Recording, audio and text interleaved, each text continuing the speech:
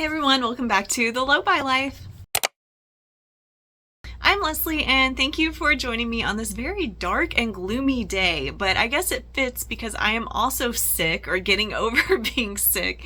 So it is just a mess today, but I wanted to make sure I got on here to talk about my January numbers because I did start with my new budget categories. So I want to see exactly how I did and what I need to change for February. So I do this Budget With Me series. If that's something you're interested in, make sure you definitely subscribe. I just hit 1,000 subscribers. I'm so excited. So a huge thank you to everyone who does subscribe. And also, if you notice, I'm not using the mic today. So I got a comment recently that my audio quality wasn't great, which I do agree with. So I noticed that I sound a little bit muffled and I've been troubleshooting and it's not really working out, so I'm gonna buy a new one. But for today, we're just going old school like I used to without a mic. So January was a little bit messy because I did get a bonus at work, which was awesome. But because of that, I did spend a little bit more in discretionary spending than I would have liked. But all of this is kind of an experiment with my new categories. So I'm gonna see exactly how I did. Start with groceries. I left those as their own category. So that is like non-paper goods, like just food. Groceries, I spent $600, which is not bad at all. So for groceries, my husband tends to kind of buy his own groceries and then I buy for our daughter and myself. There is a little bit overlap here and there, but if that seems a little low, that's because we're missing like probably $300 to $350 is what he spends. So as our family of three, we usually spend around $1,000, like $900 to $1,000 per month. But as far as my portion, this is really good to do $600 because I actually budgeted $675. So I'm really happy with that. All right, and then household, I did go a little bit over. So I budgeted $300 and I spent $345. So the only thing that sucks about these new categories is they are pretty broad. So if I want to see specifically things that I spent money on, I either have to scroll through my notes or look back at my purchases or something like that. But I don't see anything too crazy standing out as far as household. But I only went over by $45, so that's not that serious. It was probably stuff like restocking on toilet paper and paper towels and stuff like that. Transportation, so I spent $605 and I actually budgeted $650, so I came under on transportation. And if you're wondering why that cost is so high, it's because I did have a repair to do on my car, but it's one that I had been planning on. I needed to do it for probably the past year, if I'm being honest, but it was just getting time that I had to do this one repair. So that was like I got the repair and an oil change at the same time and the total was like $450, I think. And then I had to obviously get gas a couple times. And then there was something else. Oh, Easy Pass. So I do live in New Jersey and I frequently have to decide if I want to take the longer, more traffic-filled route to get home or if I want to just pay the toll and take the easier, quicker way home. And normally I pick the longer, more congested way to get home and I hate it and it is so stressful and takes forever. So I finally just kind of bit the bullet and got an Easy Pass. So I am going to be paying for the toll. It's not much at all. It's like $2.30 and I'd be doing it 4 times a week, so that's not too bad. It does kind of suck that that's going to be an extra like $50 a month, but for my sanity and my time, I think it is totally worth it. If you live in a busy area or a city, you totally understand how much traffic sucks, and even if you don't, I'm sure you understand. But I'm not from here. I've lived here since 2018 and I'm from the Kentucky, Ohio area. I've lived in both. So living in Kentucky and Ohio, we didn't have to deal with toll roads like at all, or at least where I was living. So it took me a long time to get on board with getting an Easy Pass and actually paying tolls. But so far it has definitely been worth it. And it's kind of funny because my husband can tell when I took the toll road because he says he can tell by my mood when I get home. So if I get home and I'm in a really bad mood, it's because I didn't take the toll roads. So I guess it does make an impact on how I feel. Okay, so health and personal care. I budgeted $300. I spent $324. That is so close that that's totally fine. Oh, and health and personal care, that does include my health insurance payment. So it's not all like cosmetics and soap and stuff. It's actually like anything health related or personal care related. I might have to make more notes on here because I keep scrolling back to see exactly what some of this was. Because I'm curious now. This is why I had such specific categories before, but honestly, I guess it's not that serious. Anyway, so the next one is child. For child, I went way over, but I think it's because I had to buy her like a couple pair of shoes and some other things. So child, I budgeted 100 and spent 267. So she just had a lot of expenses through January. I mean, with child, I'm definitely gonna pay it. I'm not gonna like restrict my budget with child stuff. So even if it's not like an urgent need, I still spend a little bit extra on her. Pet, I budgeted 75. I only spent 35, so that's pretty cool. I was pretty good on all of her food, her supplements, and all that stuff. Work in business, I budgeted 30. I spent 46. I just needed some stuff for my Etsy shop. That's it.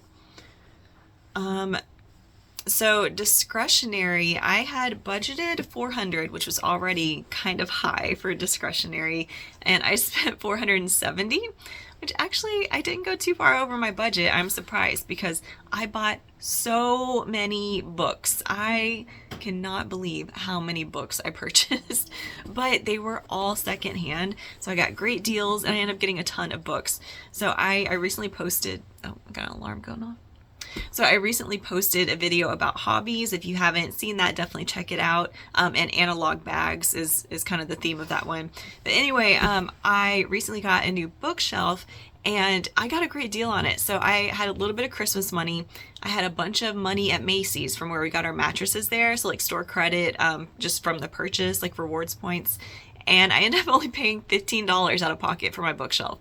But I spent way more than that on books. I'm pretty sure I spent like $250 on books or something. So yeah, I spent quite a bit on books. That was basically all my discretionary spending. There might have been a little bit of clothes.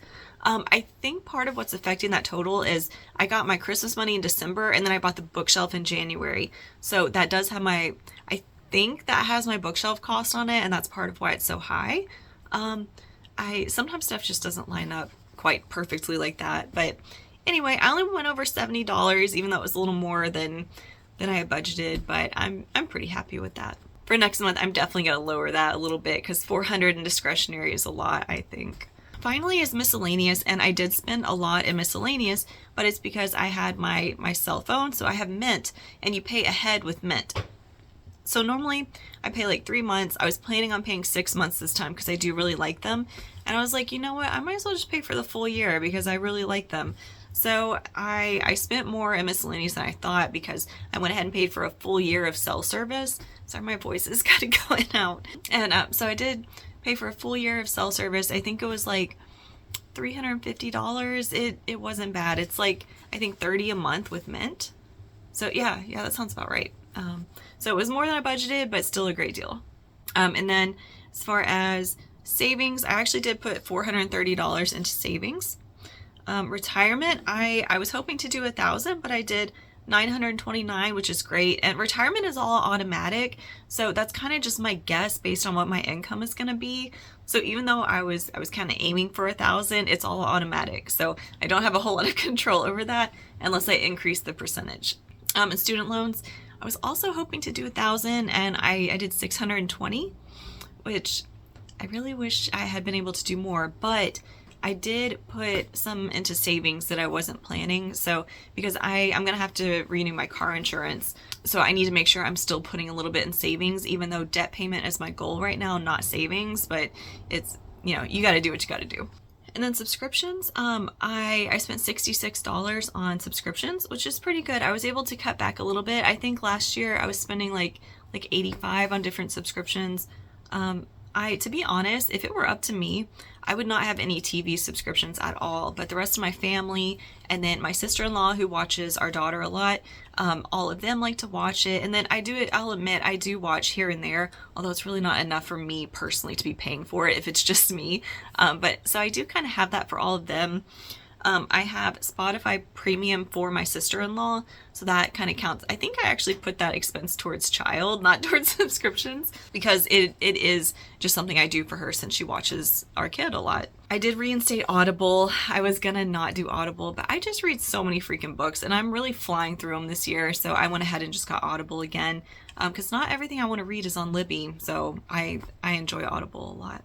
So let's take a look at February, and I'm so sorry again, my voice is just going out here, but February will be quick because now that I simplified my categories, it's way easier to divide up the amounts. So for groceries, since last month was a lower grocery month, this one will probably be a bit more. So I'm just gonna leave that at $6.75. Household, I'm not quite sure what to do with household. I think, you know what, some of these I'm probably just gonna keep the same. I'm just gonna keep that at 300 and see what happens. Although 300 does seem a little high.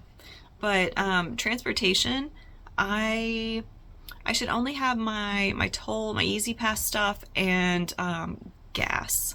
So if I do like 50 or so for the tolls, if I fill up gas twice, that's 80. So I think the most would be like 130. Oh my gosh, you know what? I'm gonna have to get car insurance again. That's a long story I'll probably talk about in the next video. And I'm gonna pay for a year. You know what? I'm gonna put 2,000, and I'll tell you more about that in the next one. Health and personal care, I'm also just gonna leave that at 300. Child, and I got an expensive. I mean, kids are expensive, even when you're trying to budget. I'm gonna raise that to 250. Pet, we'll just leave at 75.